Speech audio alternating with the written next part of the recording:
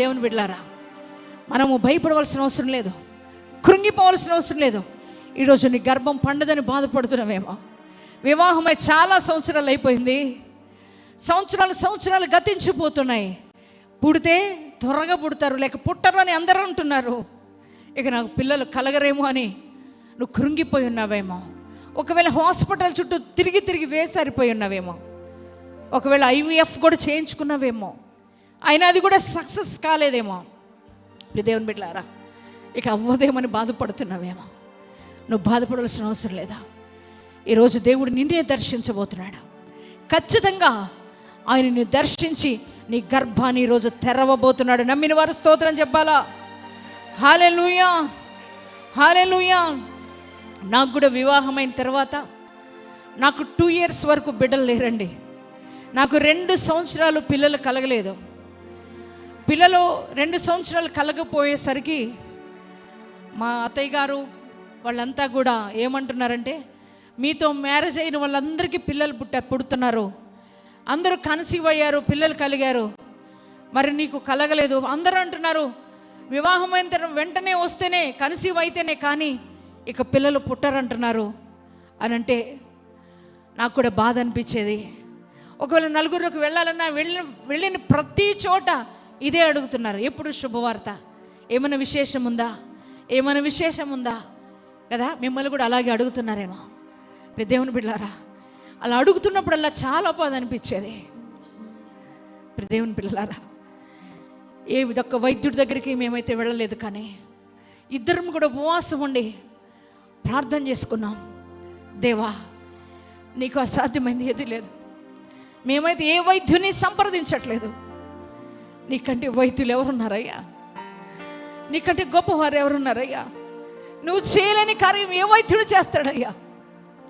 ప్రభా, కృపను చూపు, నన్ను జ్ఞాపకం చేసుకో, ఈ దీనురాల్ని జ్ఞాపకం చేసుకో ప్రభుని దేవుని సన్నిధానంలో ప్రార్థన చేసినప్పుడు దేవుడు నా గర్భాన్ని తెరిచాడు. ప్రైజ్ ది లార్డ్, హల్లెలూయా. దేవుని బిడ్డలారా, నెలలు గడుస్తున్నాయి.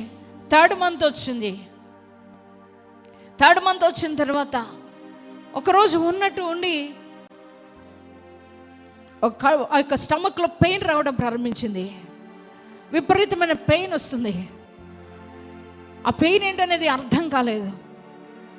అటువంటి సమయంలో డాక్టర్ దగ్గరికి వెళ్తే డాక్టర్ అన్నది, నీ గర్భం నిలవడానికి ఒక ఇంజెక్షన్ ఇస్తానని చెప్పి అన్నారు.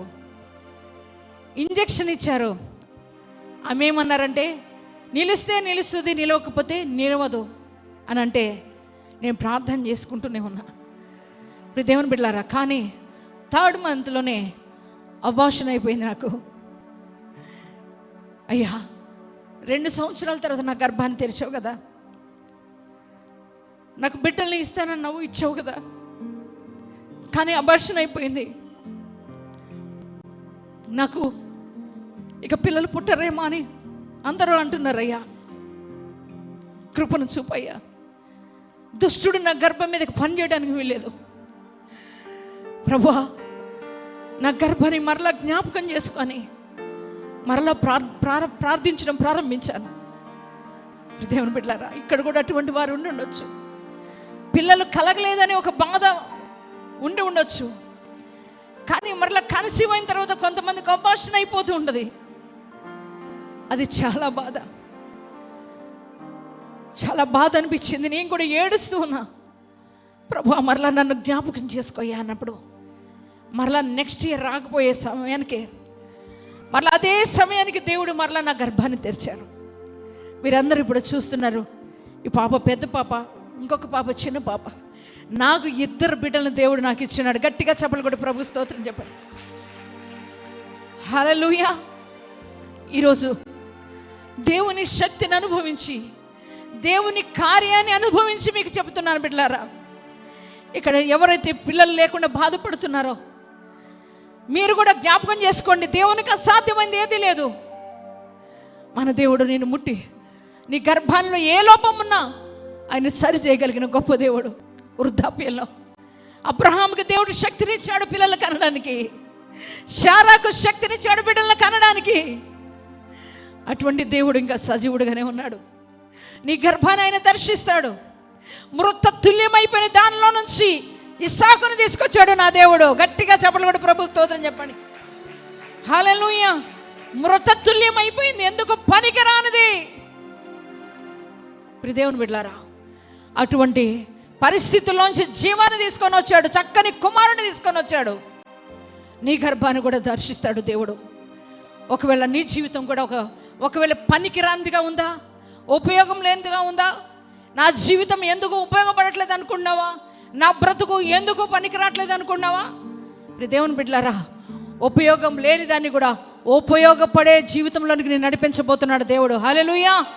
పనికి రాని నీ జీవితాన్ని పనికొచ్చే జీవితంగా మార్చగలిగిన శక్తిమంతుడు మనం ఆరాధిస్తున్న దేవాది దేవుడు మాత్రమే.